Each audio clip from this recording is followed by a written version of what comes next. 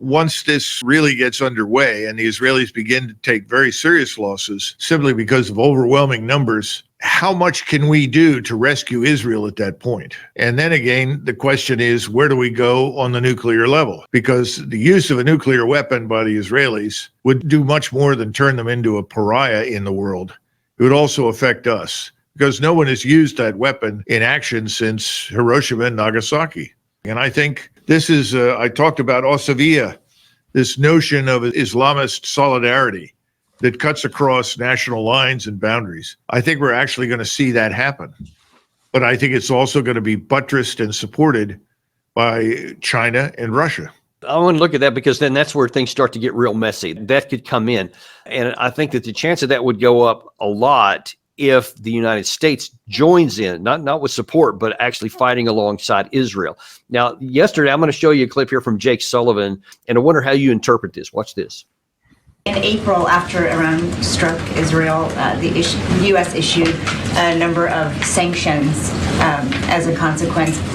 This morning, the president said there would be severe consequences if Iran carried out this attack. What are those consequences, and are they more severe than sanctions? Totally legitimate question, and that answer will come based on the conversations and consultations we have with our Israeli counterparts. It's too soon for me to stand before you today and give you an answer. What I can tell you is this. We are proud of the actions that we've taken alongside Israel to protect and defend Israel. We have made clear that there will be consequences, severe consequences for this attack, and we will work with Israel to make that the case. So there will be severe consequences. We will work with Israel. That sounds like you're talking about joining in, not just giving them some more missiles. How do you read that? Well, we're already involved. This is what people don't understand. We continue to deploy more and more forces to the region, but we're already involved. We have aircraft flying electronic intelligence missions. We're pinpointing targets, lasing targets for them. The only thing we haven't done is launch 1,000 fighter jets in support of them, and also launch the bombers that have already been pre-positioned in places like Diego Garcia to bomb for them. I think all of that is planned, and I suspect all of that will happen. And I think that the question is, does everyone in the world then suddenly bow down and beg forgiveness? I don't think so. I think the opposite is the case. I think we will see the wheels turn in directions that we wish would not move, and that is the world against us and Israel. But now here's an additional question to that.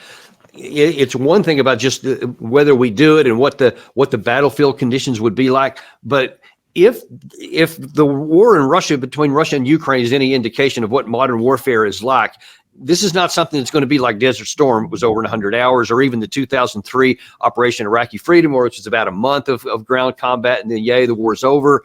This is something that would be a sustained combat. But can America engage in sustained combat?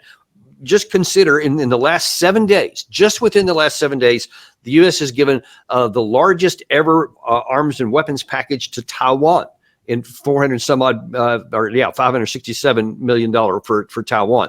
Then $8 billion for Zelensky and Ukraine. And then $8.7 billion additional. This is new on top of what's already been given to Israel for its here. And we've already seen that we're short on interceptor missiles to give to Ukraine. Jake Sullivan admitted about 2 weeks ago that he's scraping them from everywhere else in the world that we've offered them so that we can have enough for there.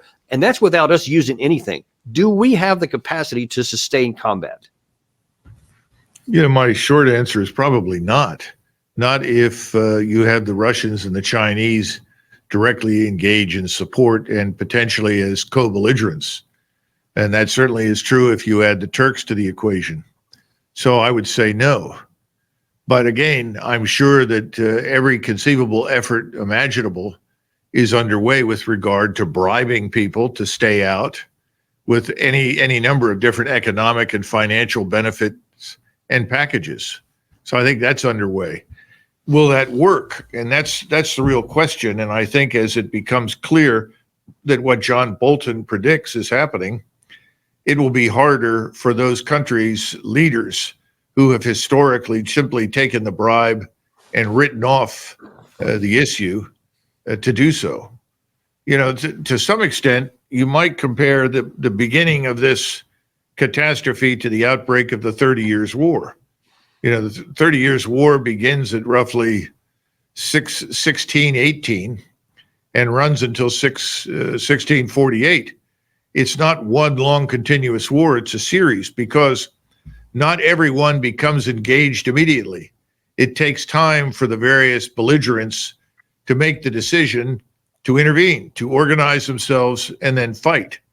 So I think you're in a similar situation right now where there are a number of people that are watching this that think they're going to have to fight. They don't want to, but they're increasingly convinced they'll have to.